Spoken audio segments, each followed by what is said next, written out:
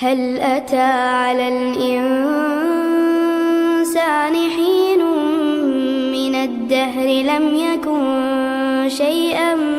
مذكورا إنا خلقنا الإنسان من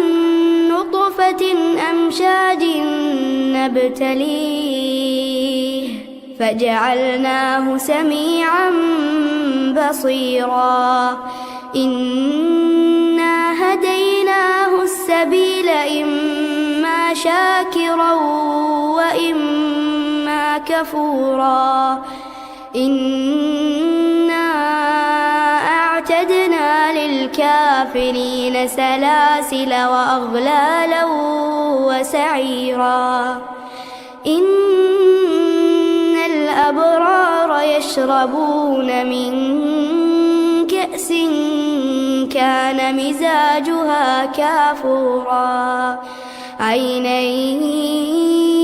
يشرب بها عباد الله يفجرونها تفجيرا يوفون بالنذر ويخافون يوما كان شره مستطيرا ويطعمون الطعام على حبه مسكينا ويتيما وأسيرا إنما نطعمكم لوجه الله لا نريد منكم جزاء ولا شكورا إنا نخاف من ربنا يوما عبوسا قمطريرا فوقاهم الله شر ذلك اليوم ولقاهم نضرة وسرورا وجزاهم بما صبروا جنة وحريرا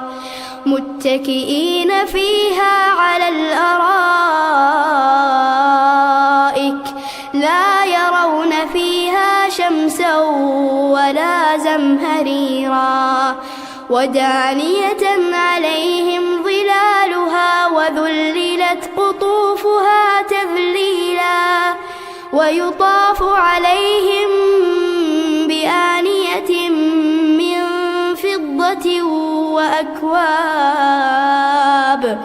وأكواب